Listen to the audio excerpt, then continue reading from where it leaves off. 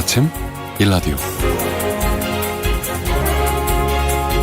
저희 프로그램으로도 청취자분들이 보내주시는 이태원 참사 희생자들을 위한 추모글이 며칠째 이어지고 있습니다. 그 글을 보면서 우리 모두가 어떤 식으로든 연결돼 있음을 느끼게 됩니다.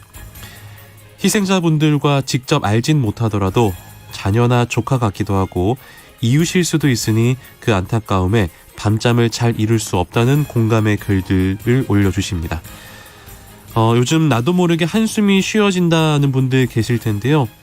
과도한 한숨, 스트레스나 불안이 원인이 되는 경우가 적지 않다고 합니다.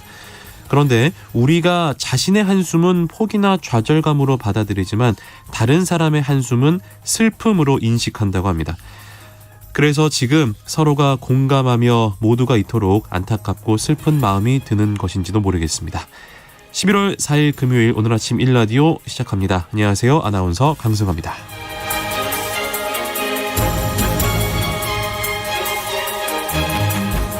오늘 아침 1라디오 오늘도 생방송으로 함께하겠습니다. 방송에 참여하실 분들 단문 50원, 장문 100원이 드는 유료 문자 샵 9730 이용하셔도 되고요. 유튜브에 KBS 1라디오 공식 채널 검색하고 들어오시면 채팅창에 참여하실 수 있습니다. 콩 어플리케이션에서도 1라디오를 보이는 라디오로 함께 하실 수 있습니다. 유익한 정보와 살아있는 이야기가 있습니다. KBS 오늘 아침 1라디오.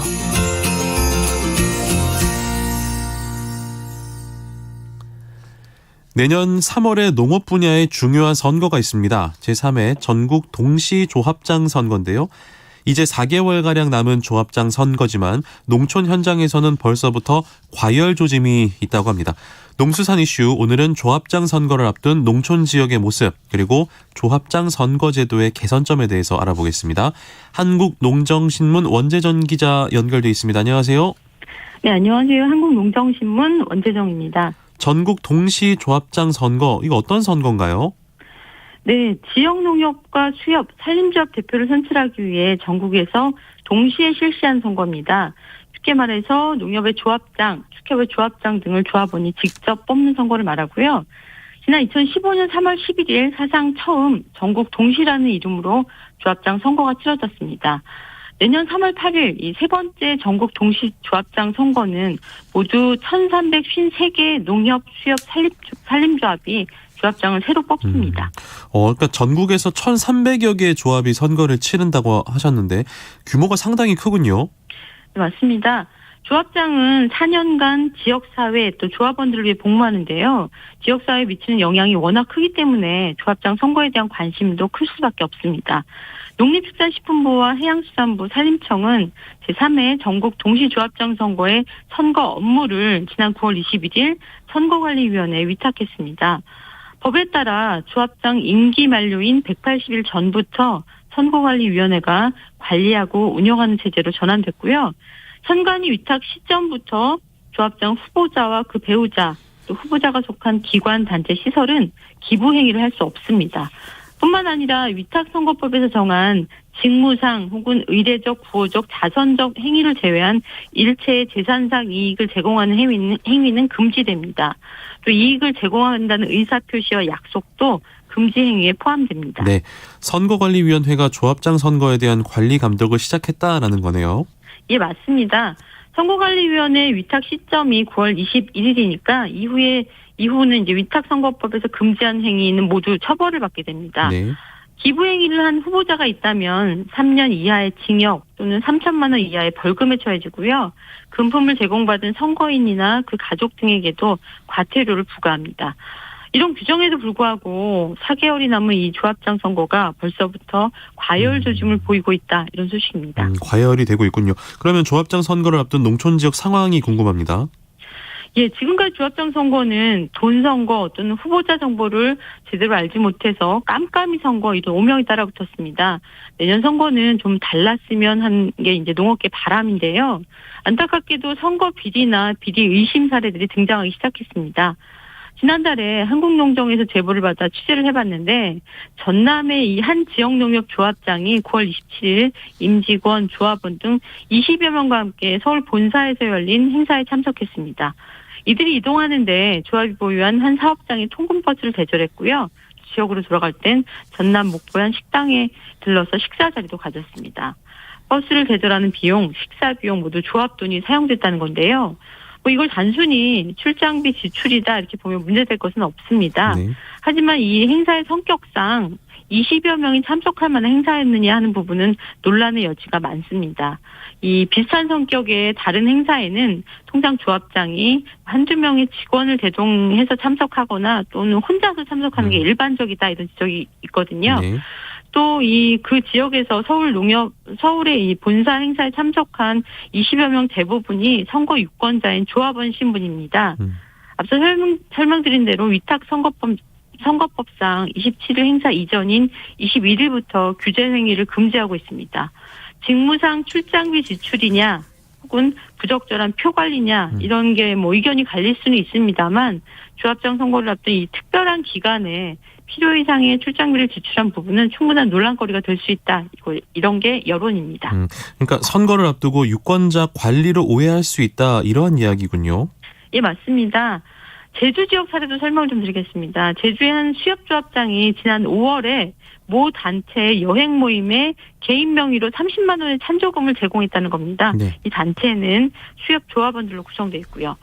현직 조합장은 재임 기간 동안 유권자들에게 일체 기부 행위를 할 수 없습니다. 개인 명의로 찬조금을 제공했다는 혐의가 사실이라면 이 경우는 가릴 것 없이 위탁선거법 위반이 되는데요.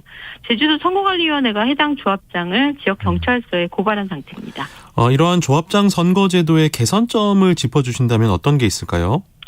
네, 공정하고 투명한 선거는 유권자 모두의 바람인데요. 조합장 선거에서 가장 개선돼야 하는 영순위는 깜깜이 선거를 바꾸는 일입니다.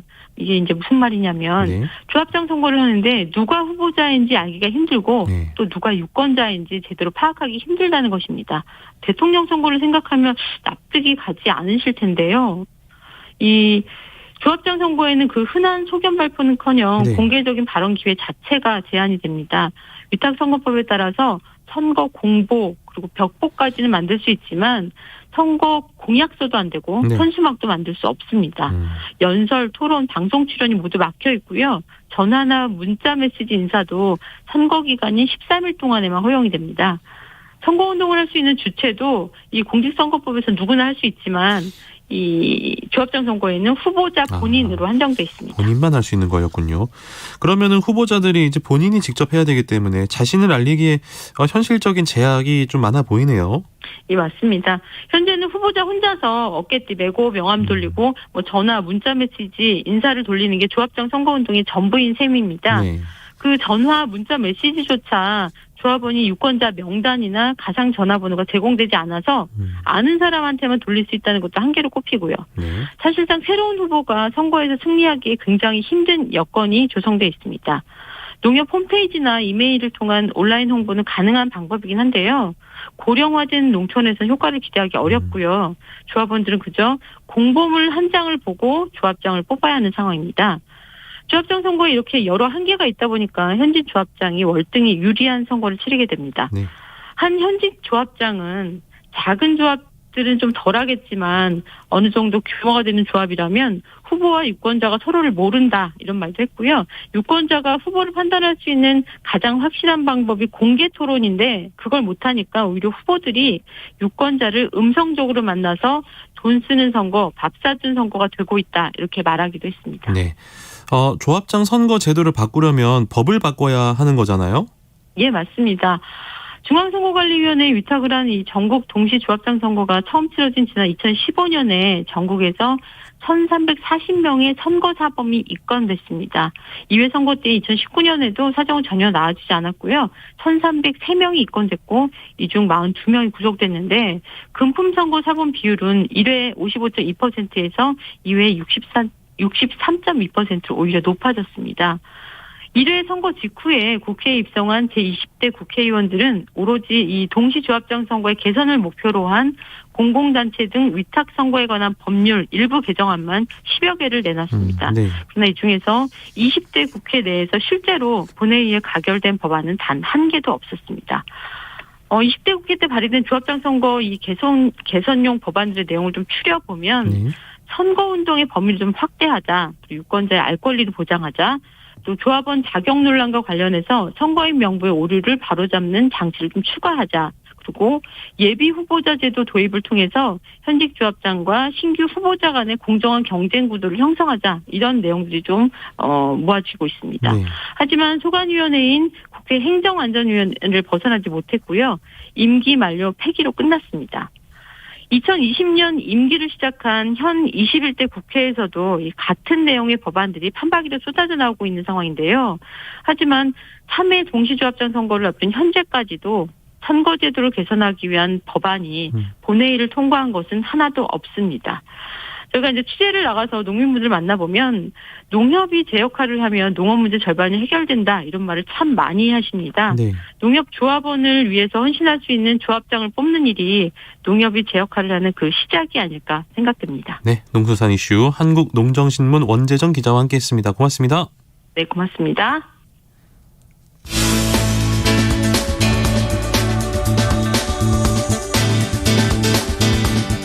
가을철에는 건조해진 날씨와 증가하는 등산객들로 산불 발생 위험이 높아집니다. 산불로 순식간에 소실된 숲을 복원하는 데는 수십 년이 걸리는 만큼 산불 예방에 힘써 소중한 산림을 보호해야 하는데요. 가을철 산불의 주 요인은 입산자의 부조위로 인한 실화가 상당수를 차지합니다. 등산을 할 때는 성냥, 라이터 등 화기물을 가져가지 않고 담배를 피우지 않습니다. 산에서는 취사와 야영을 하지 않고 지정된 야영장과 대피소를 이용합니다. 또한 산림과 인접한 곳에서는 논, 밭두렁 태우기, 쓰레기 소각 등을 하지 말고 불씨가 남아있는 담뱃불은 절대 버리지 않습니다. 만약 산불이 발생했다면 초기에 진화하는 것이 중요한데요. 산불 발견 즉시 119에 신고하고 외투, 나뭇가지를 이용해 두드리거나 덮어서 진화합니다. 산불 규모가 커지면 산불은 바람이 불어가는 쪽으로 확산되는 만큼 풍향을 고려해 산불의 진행 경로에서 벗어나야 하는데요. 산불 구역보다 높은 곳으로 가지 않도록 하고 수목이 강하게 타는 곳에서 멀리 떨어진 안전한 곳으로 불길을 등지고 바람이 불어오는 방향으로 서둘러 대피합니다. 대피할 여유가 없을 때에는 낙엽이나 나뭇가지 등이 없는 곳에서 얼굴 등을 가리고 불길이 지나갈 때까지 엎드려 있습니다. 산행 전에는 산림청 홈페이지를 통해 통제되지 않은 출입 가능한 등산로를 반드시 확인합니다. 가을철 산불 예방, 재난방송 주간방송사 KBS 라디오가 함께합니다.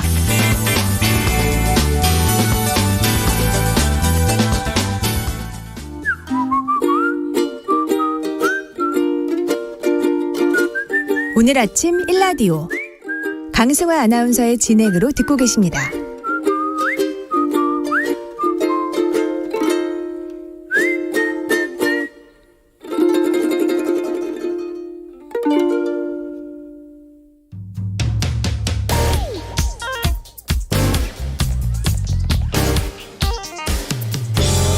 오늘 아침 뉴스 브리핑. 뉴스 브리핑 정상근 기자 연결하겠습니다. 안녕하세요. 네, 안녕하십니까. 북한이 어젯밤 오후 9시 35분경부터 황해북도 곡산 일대에서 동해상으로 SRBM 3발을 발사를 했고요. 오후 11시 28분경부터는 강원 금강군 일대에서 동해상으로 포병 사격 80여 발을 가했습니다. 북한이 어제 오전에도 미사일을 발사했었죠. 네, 북한이 어제 이 최신 개발한 대륙간 탄도미사일 화성 17형을 발사했습니다. 어제 오전 7시 40분쯤 평양 순안 일대에서 동해상으로 발사했고요. 이 최고 고도는 약 1920km, 비행거리는 760km, 이 최고 속도는 마하 15가량으로 탐지됐다고 합동참모본부는 밝혔습니다. 이번 ICBM은 발사 후 1단 추진체와 2단 추진체가 분리되는 데까지는 성공한 것으로 알려졌습니다만 이후 탄도부가 비행하던 중 이 추력이 약해 제대로 속도를 내지 못한 것으로 전해졌습니다. 다만 지난 3월 발사했던 화성 17형은 이 초기 단계에서 폭발했기 때문에 기술적 진전은 이룬 것으로 분석이 되고 있습니다. 북한이 이번 도발의 명분으로 삼고 있는 한미 공중훈련, 이 훈련이 연장된다고요? 네, 북한이 위협 수위를 높이자 우리 군은 지금 미국과 하고 있는 연합 공중훈련을 연장하기로 했습니다. 5년 만에 한미 공중전력이 240대나 투입된 연합공중훈련, 이른바 비질런트 스톰은 원래 오늘까지만 하게 돼 있었는데요. 양국은 기간을 얼마나 늘릴지에 대해서는 협의를 진행 중이라고 밝혔습니다. 이에 북한은 훈련 연장은 엄청난 실수를 저지른 것이다라고 주장했습니다. 그리고 아까 말씀하셨듯이 어젯밤 9시 30분쯤 황해북도 곡산 일대에서 동해상으로 잠수함 발사 탄도미사일 SRBM 3발을 발사했고요. 또 밤 11시 넘어서는 80여 발의 포병 사격을 가하기도 했습니다. 한편 윤석열 대통령은 북한의 ICBM 발사 직후 열린 국가안전보장회의에 참석해서 한미연합 방위태세에 만전을 기할 것과 한미일 안보협력도 확대할 것을 주문했습니다. 네, 그런데 우리 공군이 시험 발사한 미사일이 잇따라 문제를 일으켰습니까? 네, 공군이 요원 기량 점검과 전투력 향상을 위해 그제 유도탄 사격 대회를 열었는데요. 그런데 여기서 미사일 발사 실패가 잇따랐습니다. 이 공군이 발사한 국산 중거리 유도무기 천공 한 발이 비행 중 폭발했는데요. 발사 후 날아가던 중 교신이 불안정해서 폭발한 것으로 전해졌습니다. 또 같은 대회에서 패트리엇 유격 미사일은 발사 직전 오류가 포착돼서 발사가 진행되지 않은 일도 있었다고 합니다. 최근 북한 도발에 대응하기 위해 발사한 현무2 미사일은 발사 직후 추락한 바 있고 또 에이테크스는 발사는 됐지만 추적에 실패한 것으로 전해진 바 있습니다. 또한 해군의 SM2 미사일도 7월 실사격 훈련에서 표적을 마치지 못한 채 폭발한 일이 있었는데요.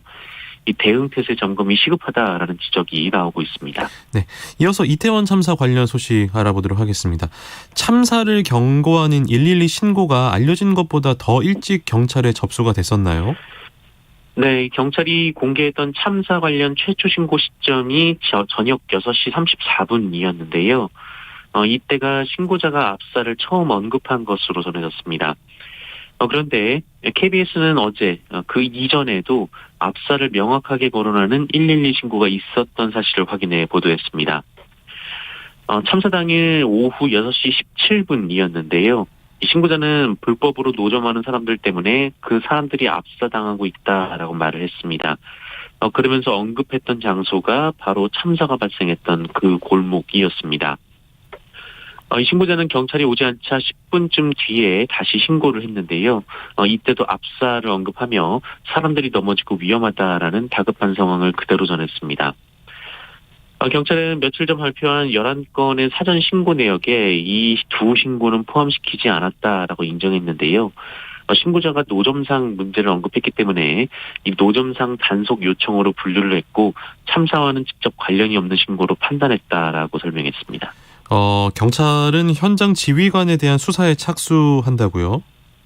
네, 경찰청은 이태원 참사 당시 사건 당시 현장을 관할했던 그 이임재 용산 경찰서장 그리고 이 참사 당일 치안 상황을 총괄하는 서울청 상황관리관 임무를 수행한 류미진 인사교육과장의 업무 태만 책임을 물어서 특별수사본부에 수사를 의뢰할 예정이라고 밝혔습니다.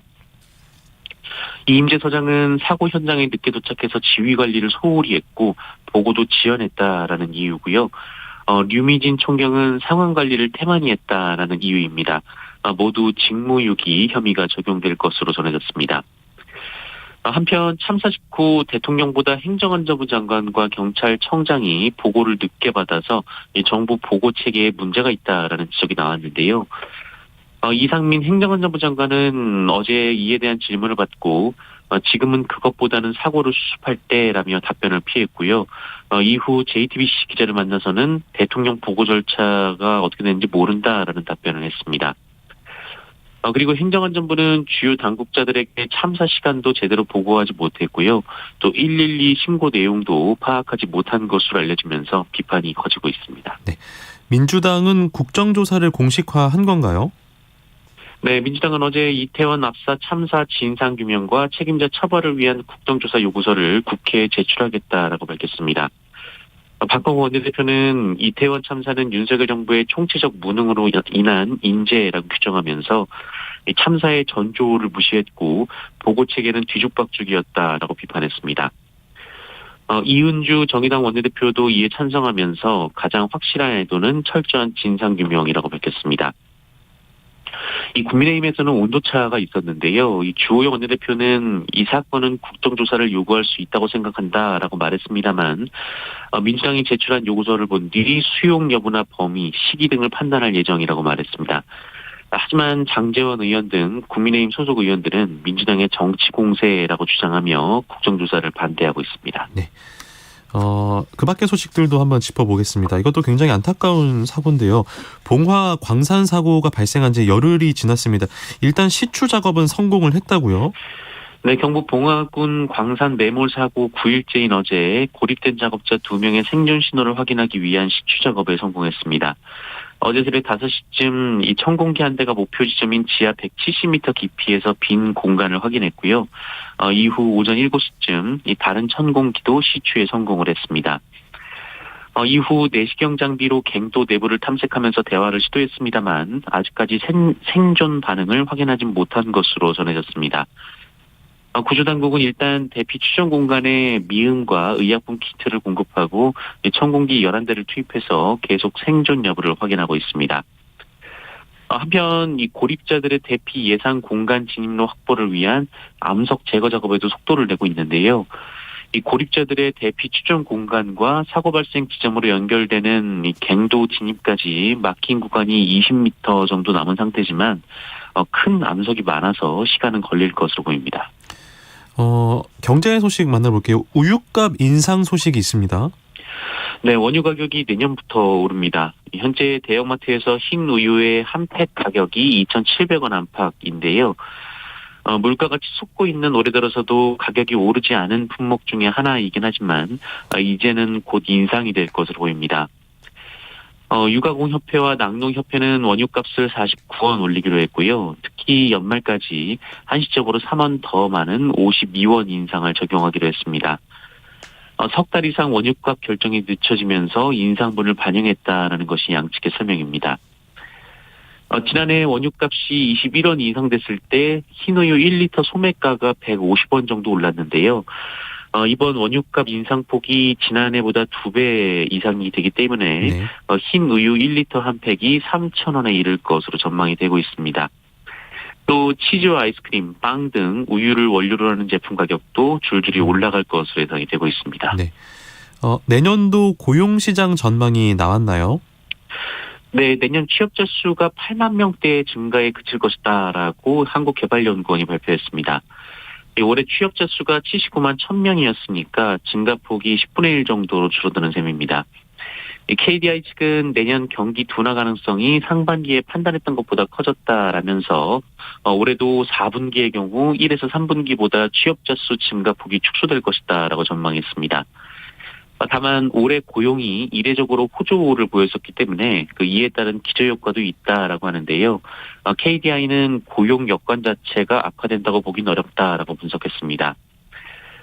그리고 KDI는 인구 구조의 변화도 내년 취업자 수를 18,000명 줄이는 효과를 낼 것으로 봤는데요.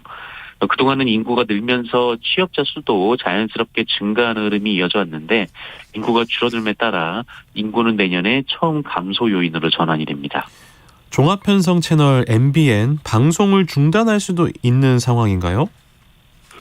네, 종합편성 채널 MBN이 지난 2020년 방송통신위원회가 내린 6개월 업무정지 처분에 불복해서 행정소송을 제기했었는데요. 어제 1심에서 패소했습니다. 지난해 2월 법원의 결정으로 한시적으로 중단됐던 방통위 처분은 이에 따라 30일 뒤에 재개될 예정인데요. 네. 방통위 처분이 6개월 방송 중단이었기 때문에 MBN은 내년 상반기 6개월간 방송을 할 수 없게 될 수도 있습니다. 네. MBN은 지난 2010년 종편 승인 당시 승인 조건을 채우기 위해 사실상 허위 서류를 제출한 바 있는데요. 또 이 과정에서 재무제표를 허위로 공시하기도 했습니다. 재판부는 거짓 또는 부정한 방법으로 종편 승인을 받은 것이 인정된다라며 애초에 사업을 영위할 수 없었을 가능성이 큰데도 그동안 사업을 통해 MBN이 상당한 경제적 이익을 누렸다라고 지적했습니다. 아울러 이 원고는 일반 사기업과 달리 공공성이 있다라고 판시하기도 했습니다. 날씨 소식도 전달해 드리겠습니다. 아침에 제법 쌀쌀하던데 어느새 겨울 추위가 찾아왔습니다. 네, 겨울의 시작을 알리는 입동이 오는 7일인데요. 그런데 벌써 겨울 같습니다. 네. 영하 20도 이하의 차갑고 건조한 공기가 북쪽에서 내려오면서 오늘 아침 최저 기온이 영하 5도에서 영상 8도 사이로 어제보다 크게 떨어졌습니다. 서울이 0도에서 최고 기온 10도, 인천이 2도에서 최고 기온 9도, 대전이 1도에서 12도, 광주가 6도에서 12도, 대구 4도에서 14도, 부산 8도에서 16도, 울산 6도에서 14도로 분포되겠습니다. 내륙 지역이 전반적으로 영하권 기온을 보여서 서리가 내리거나 얼음이 어는 곳도 있겠습니다. 이 추위는 며칠 가는데요. 내일도 최저 기온이 영하 5도에서 6도로 춥겠고요. 모레는 최저 기온이 0도에서 8도로 조금 올라설 예정입니다. 올 겨울이 정말 추울 거다라는 전망이 나오고 있네요. 네, 올겨울은 강력한 한파의 메마른 겨울이 될 것이다라는 예측이 나왔습니다. 지구의 평균 기온을 끌어올리는 엘니뇨의 반대 현상으로 해수면 온도가 낮아지는 라니냐 현상이 나왔기 때문인데요. 네. 이번 라니냐는 다가오는 겨울까지 이어지면서 이번 세기 들어 처음으로 3년 연속 지속될 전망입니다. 이 라니냐는 그동안 초겨울 한반도에 차고 건조한 바람을 몰고 왔었는데요. 기억하시겠지만 지난해 크리스마스 무렵에 서울 기온이 영하 15도까지 내려간 바 있었습니다. 예. 또 이 라니냐로 인해서 건조한 기후가 형성이 됐고 지난해 울진 삼척에서 무려 213시간이나 산불이 이어진 바도 있습니다.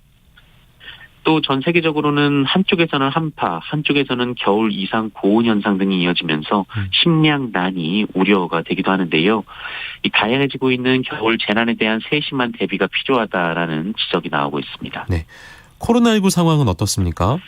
네, 어제 코로나19 신규 확진자 수는 46,896명입니다. 전날보다는 7,800여 명 감소했습니다만 일주일 전과 비교해보면 11,000명 늘었고요. 2주 전과 비교해보면 21,000명 늘었습니다. 위중증 환자 수는 전날보다 13명 줄어든 290명이었고요. 사망자는 41명이 발생했습니다. 대형 쇼핑몰에 화재가 발생하자 비번인 소방관과 시민들이 힘을 합쳐서 불을 끈 사실이 뒤늦게 알려졌다고요? 네, 주말이던 지난달 23일 경기도의 한 대형 쇼핑몰에서는 대학생 농구대회가 열렸는데요. 우승팀이 가려지고 시상식이 진행되던 그때 이 대회 장소였던 대형 쇼핑몰 옥상 한켠에서 불길이 치솟는 일이 있었습니다. 이 불길이 빠르게 커지면서 현장에 있던 시민들이 당황하기 시작했는데요. 그때 농구대회에 참석했던 2년차 소방관 김신영 씨가 소화기를 들고 와서 불을 끄기 시작했습니다. 하지만 불은 조금 약해지나 싶더니 사람 키를 훌쩍 넘길 정도로 다시 타오르기 시작했는데요. 그러자 이 모습을 본 시민들이 모여들기 시작했고 여러 방향에서 소화기를 뿌려서 불길을 제압해냈습니다. 당시가 주말 저녁 시간이었는데요. 그만큼 쇼핑몰 안은 수많은 인파로 북적였었습니다. 하지만 이분들의 활약으로 불이 20분 만에 꺼져서 별다른 피해는 없었다라고 합니다. 네, 뉴스브리핑 지금까지 정상근 기자였습니다. 고맙습니다. 고맙습니다.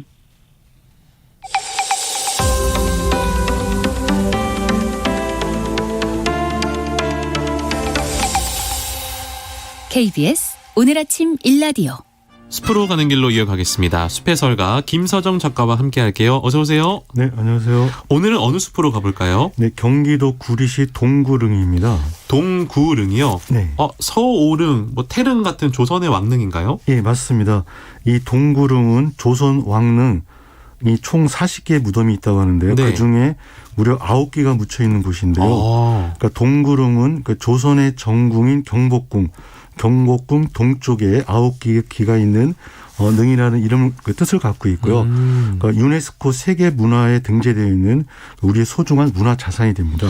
유네스코 세계 문화유산에 등재가 되려면 꽤나 까다로운 조건들을 충족을 시켜야 될 텐데 어떤 점들이 등재 요건이 됐습니까? 네, 관련 자료를 보면 등재 기준 10개 중에 3개를 크게 충족시켰다는데요. 네. 먼저 독특한 장묘 문화를 볼 수 있다는 건데요. 당대 최고의 장인이 능을 조성했기 때문에 조선 예술의 조형적 가치를 파악할 수 있다고 했고요. 다음으로 자연 친화적으로 능을 조성하였다는 건데요. 그러니까 풍수상 가장 좋은 곳을 찾아서 자연 환경을 훼손하지 않고 필요한 만큼만 능을 조성하였다는 건데요. 네. 그 당시 유네스코 실사단들에게 신들의 정원이다 이런 극찬을 받았다고 합니다. 마지막으로 능의 조성 전 과정이 그러니까 능의 구조가 의궤에 기록이 돼 있죠. 의궤에 기록이 네. 되어 있다는 거고요. 그래서 600년이 흐른 오늘날까지 재래가 이어져오고 있다는 점 이런 점들이 세계 유산 등재에 주요하게 작용을 하였다고 합니다. 그렇군요. 기술과 기록이 완벽하게 남아있기 때문에 이렇게 세계문화유산에 등재가 됐습니다. 9구의 무덤이 있다고 하셨는데요. 뭐 여러 왕들이 계시겠지만 하나만 소개해 볼까요?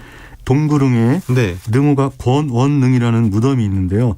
이 무덤은 조선을 건국한 태조 이성계의 능이 되고요. 그렇군요. 이 권원능의 권원은 쉬지 않고 움직이는 우주의 법칙과 그다음에 나라를 건국했다는 뜻이 포함된 의미를 가지고 있는데요.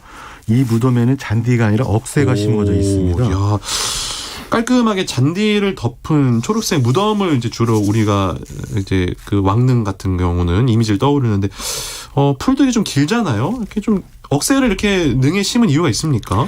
예.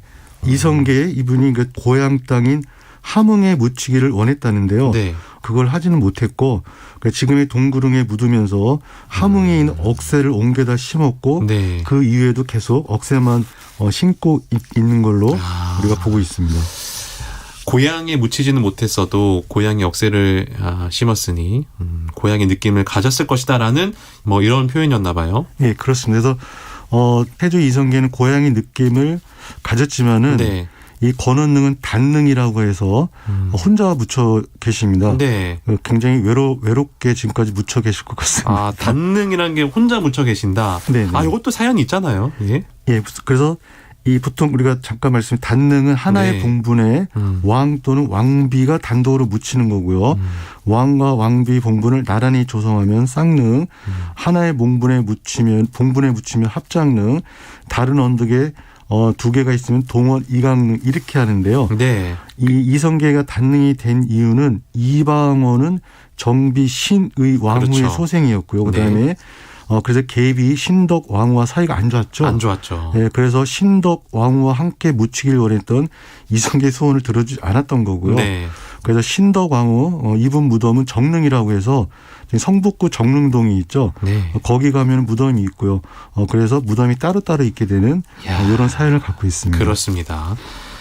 식물로는 고향과 함께 하는데 사실 이제 드라마에서는 둘째 부인을 더 사랑하는 걸로 묘사가 되는 드라마도 있었단 말이죠. 네. 어찌됐건 부인과는 함께하지 못한 아픔이 있었습니다. 동구릉에서는 어떤 나무를 소개해 주실 건가요? 네, 신나무입니다. 제가 매표소를 지나가지고 안으로 들어가자마자 비슷한 나무들이 여러 개 있었는데요. 네. 맨 앞에 신나무라는 안내 글자가 있었고요. 네. 네, 그래서 많이 있어서 신나무를 말씀을 드리겠습니다. 조선 왕릉에 신나무를 많이 심은 건가요? 자료 보니까 그렇지는 않았던 것 같은데요. 네. 동구릉 신나무는 누가 심은 게 아니라 제가 물어봤습니다. 네.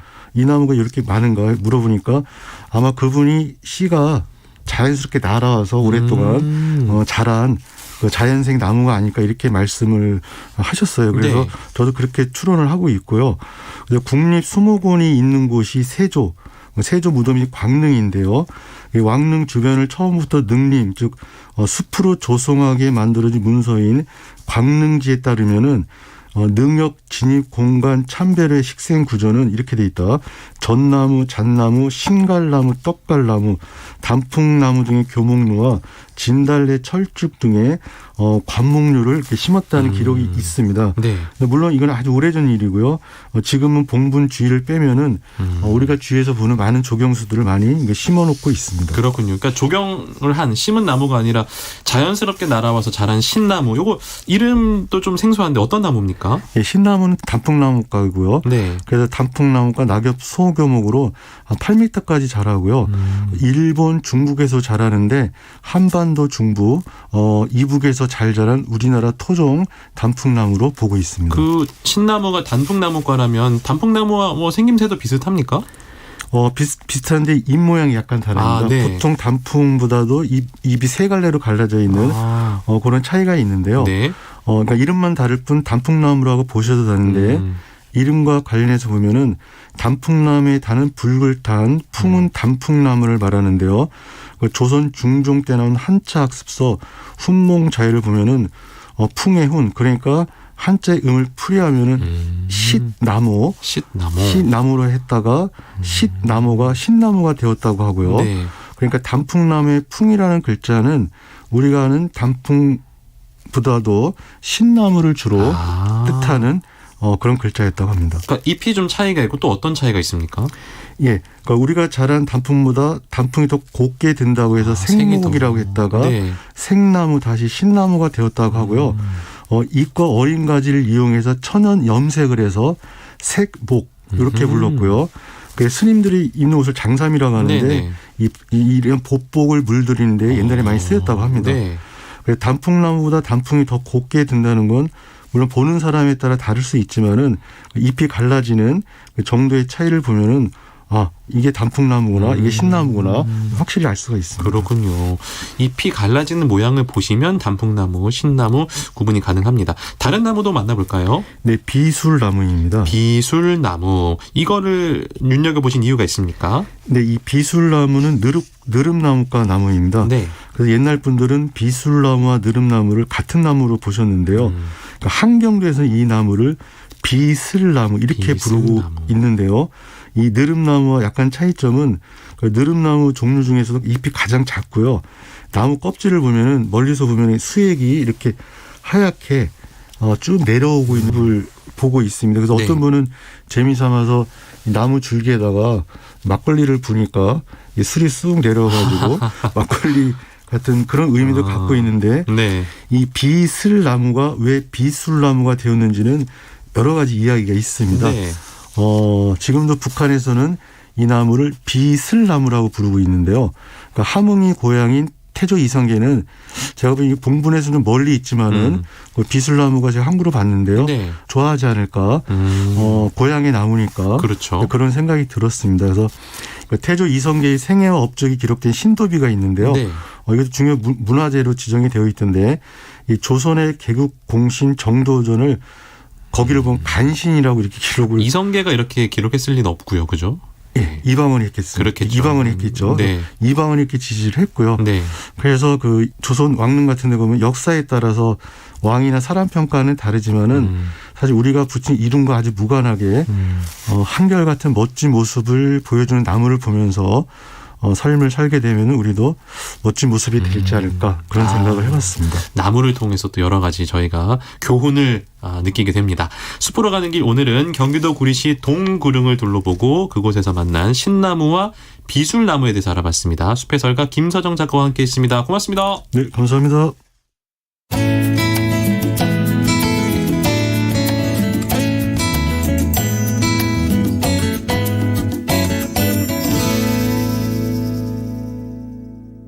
KBS 오늘 아침 일라디오. 오늘도 이태원 참사 관련 추목을 소개해 드리도록 하겠습니다. 6824번님.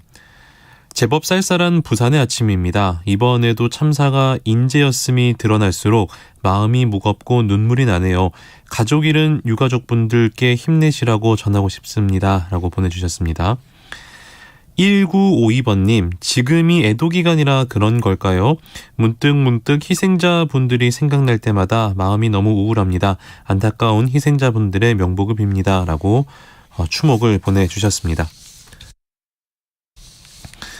이태원 참사 뉴스 속의 구급차 사이렌 소리가 기억 속에 있던 한 친구를 떠오르게 했습니다. 응급실이 있는 종합병원 근처에 살던 그 친구, 이야기를 하면서 같이 걷다가도 어디서든 사이렌을 울리는 구급차가 지나가면 잠시 침묵을 했습니다. 그 이유는요, 특별한 종교가 있진 않지만 그냥 마음속으로 이렇게 되뇌었다고 하네요.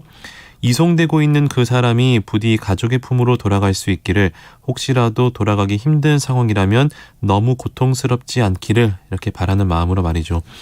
참사가 있던 그날에도 어쩌면 이태원에서 구급차를 타고 이송됐을 많은 희생자와 피해자들이 지나간 그 곁에도 분명 그렇게 빌어주었을 간절한 마음들이었으리라 믿어보겠습니다.